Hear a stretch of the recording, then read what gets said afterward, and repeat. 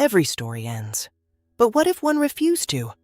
Last time I learned that echo isn't one voice, it's thousands. And now, they're all screaming. The threads are tangling. The question we asked, it's breaking the walls between us. The multiverse is tearing. In a city of shadows, Felina woke to a light that didn't belong. "Rex," she whispered, "are you seeing this?" Through the tear, she saw another world, a racetrack, neon streaks, a wolf she didn't know, a history she hadn't lived. At the same moment, Kai saw her, a panther woman in a dark room staring back from the void. "Taro," he barked, "get over here, now!" Then, pop. The rift vanished as quickly as it came, leaving only questions and the cold realization that we aren't alone. In the ghostly precinct, Mira's alarms went off the scale. Juno stared at the screen. "I don't know what it is," she said, "but it saw us."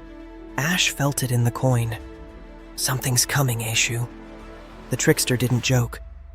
"I feel it too," he said. Like the universe just blinked. In the basement library, Pip's story changed. The words on the page shifted. She saw the tear first, Pip read. The panther in the dark. The narrative was bleeding. One world's past was becoming another world's fiction. The walls of the library were no longer enough to hold the truth. And out in the void, Lyra heard me. "Nova, is that you?" She called into the signal. My voice was a ghost in the machine. "The threads are tangling, little bird." Then he appeared. The Rift Walker, in every world at the same moment, a shadow in the Noir city. A ghost on the neon track, a distortion in the precinct, a golden outline in the temple, a flicker in the bookshop library. One voice spoke to all of them. "You've been chosen," it said. "The question is, will you answer?" It was a challenge and an invitation. Overlapping voices asked, "Who are you? What is this? Are you a ghost? Are you a story?" The keeper only smiled a sad, proud smile. "Do not be afraid," a new voice boomed, warm and ancient. "You are not breaking, you are meeting." The keeper had arrived. "I am the first story," it said, "the one that started it all, and you have carried pieces of me into your worlds. Now those pieces must return." Behind the keeper, the walker stepped into the light.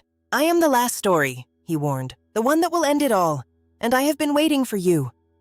Light exploded as the worlds collided. One by one, they reached out, across the rifts, across the stories, seeking the anchor. They touched. For one heartbeat, 6 lives became one. 6 stories merged into a single truth. The convergence had begun. 6 heartbeats becoming one, the signal, layered with all their voices. What happens next? To be continued. Last time, we saw the cracks between worlds. Now we're falling through them. The convergence has begun. The keeper called us together. The Rift Walker warned us of the end, and reality itself began to tear. In the reign of the city, Felina made a choice. "Rex is going to kill me for this," she whispered. She stepped in. Rain stopped. Darkness was replaced by a screaming neon blur. She was no longer in her world. She was on the track. Kai skidded to a stop, his engine roaring. "Okay," he barked over the noise. "That's new. Who the hell are you?" In the precinct, another rift tore open. Ash tumbled through, coin glowing like a miniature sun. Mira didn't hesitate. "Freeze!" Juno stared at her readings. "Mira, this signature, it's not from our world. It's not even from our reality." Ash just looked lost. In the basement library, Pip looked up from his page just as a songbird fell from the sky. "Wisp, we have a visitor!" Pip cried. "A bookshop?" Lyra chirped in wonder. "In space. Wait, this isn't space. Where am I?"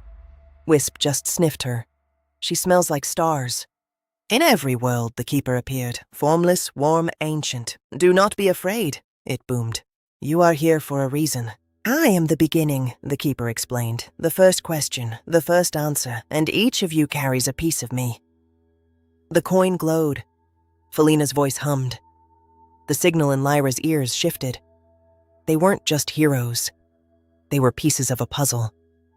And then came the walker, a shadow in every scene. "And I am the end," it hissed, the silence after the last word. "The multiverse is dying," the walker warned. "There is a wound at the center where the first and last stories meet. It is tearing." Mira asked what kind of wound. "A question that was never answered," the keeper replied. "A story that was never finished." The warning was clear. Saving the multiverse would require a sacrifice. Some would become part of the wound, forever. Fear, doubt, then resolve. "I've cheated death before," Kai said.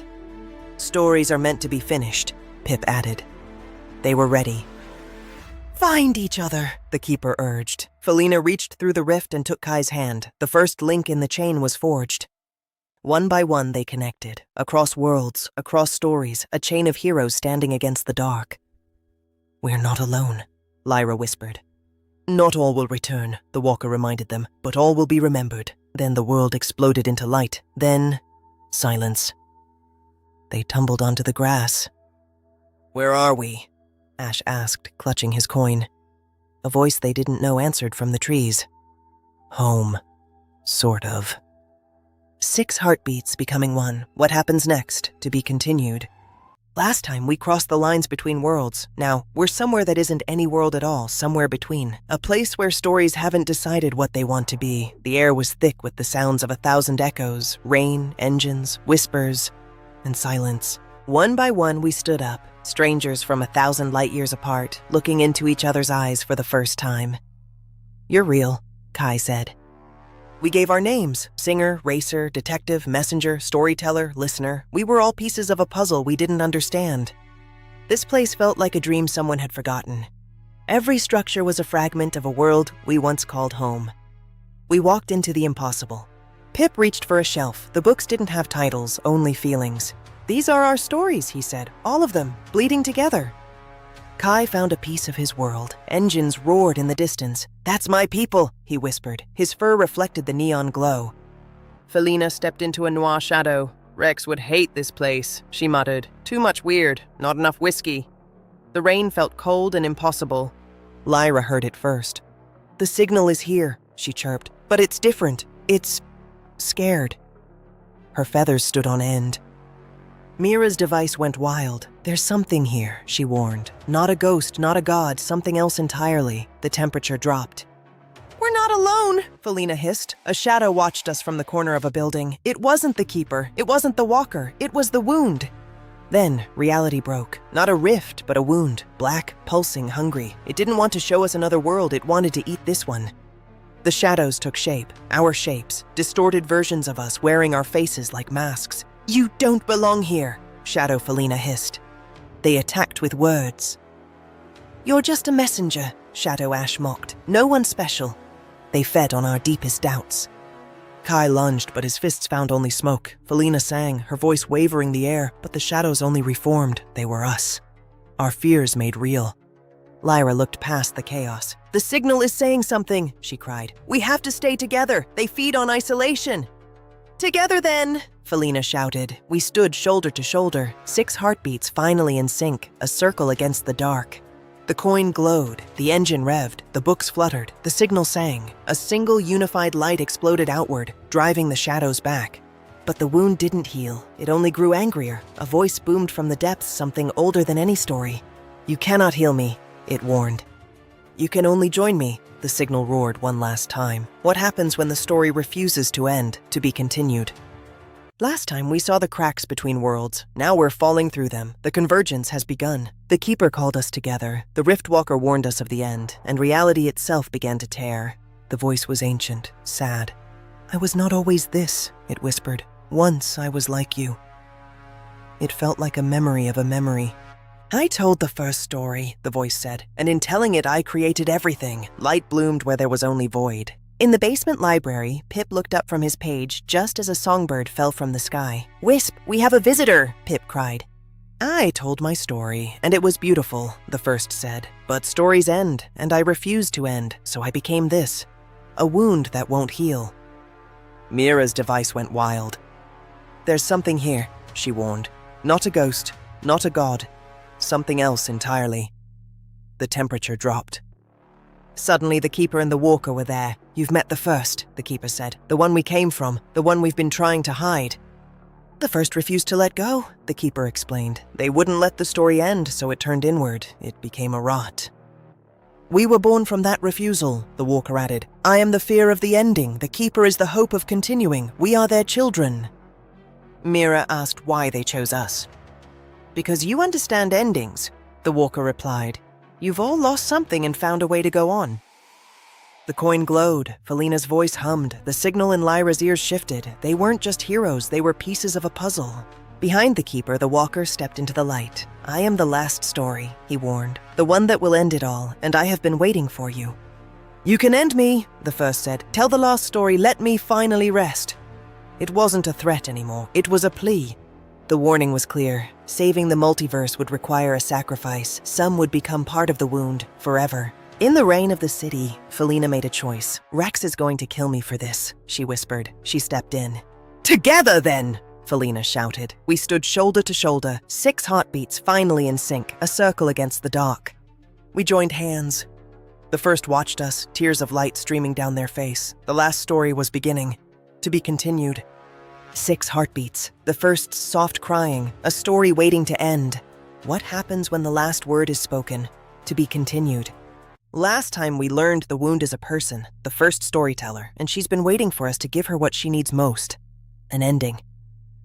We stood together. "Begin," the first whispered. "Please. I am so tired." Felina was the first to look inward.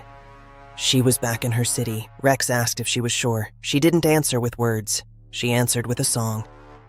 A single note that shattered the silence. It rose from the shadows, joining the first. Silence broken. One piece of the story finished. Kai was on the track with his brother. "Last lap," Taro said. Kai didn't race ahead. He stayed beside him, together. It's not about winning, he realized. It never was. Another piece of light rose, joining the first.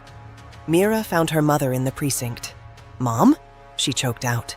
Lyra smiled. "I'm proud of you. Let me go." It was time for the grief to rest. A piece of light rose, joining the first. Ash held the coin high. Aishu warned him of the cost. "I've been carrying pieces my whole life," Ash replied. "What's one more?" He gave the god back. Pip was back in his library. He closed the oldest book he owned. "Endings are okay," he whispered. The hope of 1,000 stories joined the first. Complete at last.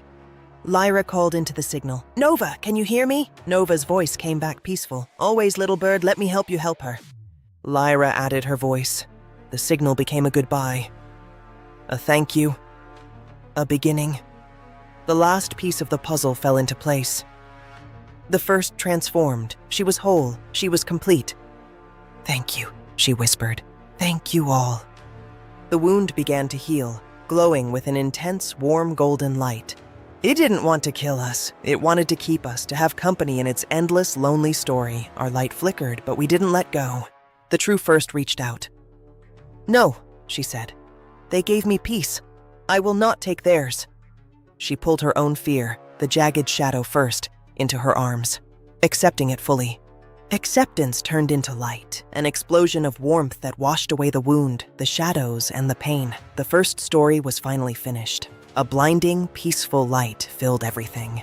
When the light faded, they were gone. In their place sat a single book, the record of everything. "Finished at last. She's free," the walker said. "The first story completed."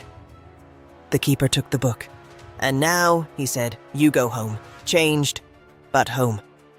The rifts were no longer jagged. They were doorways back to your worlds. 6 heartbeats, slow and steady. A story that finally found its rest. Thank you for listening. The end. Or maybe to be continued. Last time, we gave the first what she needed most, an ending. Now we have to give ourselves one too. We stood together, still holding on. No one wanted to be the first to let go.